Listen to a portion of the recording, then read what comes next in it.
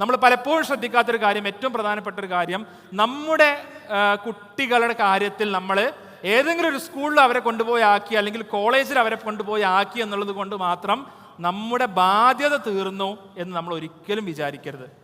ഇത് ഏറ്റവും പ്രധാനപ്പെട്ട കാര്യമാണ്. പല പേരൻസും ചെയ്യുന്ന എന്താ, നമുക്ക് കൊടുക്കാൻ പറ്റുന്ന ഏറ്റവും നല്ല സ്കൂളിംഗ് അവർക്ക് കൊടുക്കും, അല്ലെ ഏറ്റവും നല്ല മദ്രസയിൽ അവരെ കൊണ്ടുപോയാക്കും. പിന്നെ കുട്ടിയെ നന്നാക്കേണ്ടത്, കുട്ടി എന്ന സ്ഥലത്ത് എത്തിക്കേണ്ടത് ആരെ ബാധ്യത? ആ സ്കൂളിൻ്റെ ബാധ്യതയാണ്, അല്ലെങ്കിൽ ആ മദ്രസയുടെ ബാധ്യതയാണ്, അല്ലേ? കുറ്റം ആർക്കാണ്? കുട്ടി ഇസ്ലാമികമായി പിന്നിൽ പോയാൽ കുറ്റം ആർക്കാ? നമുക്കാണോ? അല്ല, അത് മദ്രസ അധ്യാപകർക്കാണ്.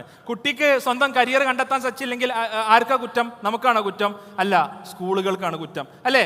അപ്പം നമ്മൾ സ്കൂൾസിൽ ഓവർ റിലേഡ് ആവുക എന്നുള്ളത് വളരെ പ്രധാനപ്പെട്ട ഒരു കാര്യമാണ്. സ്കൂൾ എന്നുള്ളത് മേ ബി ഒരു ഫാമിംഗ് ലാൻഡാണ്, അവിടെ എല്ലാ കാര്യങ്ങളും ഉണ്ടാവും. അല്ലെങ്കിൽ ഒരു ഷെഫിൻ്റെ ടേബിൾ പോലെയാണ്, അവിടെ എല്ലാ ഇൻഗ്രീഡിയൻസും ഉണ്ടാവും. ആ ഇൻഗ്രീഡിയൻസിൽ നിന്ന് നമ്മുടെ കുട്ടിക്ക് യോജിച്ചത് ഏതാണ്, അല്ലാത്തത് ഏതാണ് എന്ന് വെച്ച് ഒരു രുചികരമായിട്ടുള്ള വിഭവം തയ്യാറാക്കുന്നതിൽ വലിയൊരു പങ്കാർക്കാണ്? അത് ഷെഫായിട്ടുള്ള നമുക്കാണ്, അല്ലെങ്കിൽ കർഷകരായിട്ടുള്ള നമുക്കാണ് ഒരു ക്രോപ്പ് അത് മുളപ്പിക്കുക എന്നുള്ള ഏറ്റവും വലിയ ഡ്യൂട്ടി ഉള്ളത്. കാരണം സ്കൂളിൽ ടീച്ചർമാർ മാറി വരും. പല പാരൻസും നമ്മൾ ശ്രദ്ധിക്കുന്നൊരു കാര്യം, ഒരു PTA മീറ്റിങ്ങിന് പോലും പോകില്ല. നമ്മളൊന്ന് ആലോചിച്ച് നോക്കുക, നമുക്ക് തിരക്കായിരിക്കും, അല്ലേ?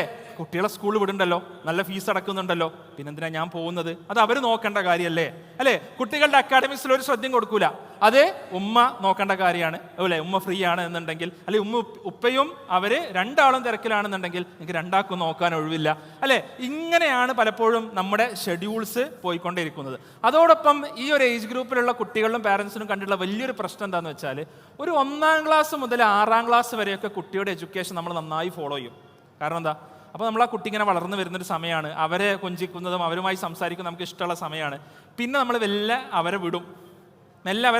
പിന്നെ എപ്പോഴും ആലോചിക്കുക, പിന്നെ ഒരു 10ാം ക്ലാസ് എത്തുമ്പോഴും ആലോചിക്കുക എന്ത് ചെയ്യണം എന്നുള്ളത്.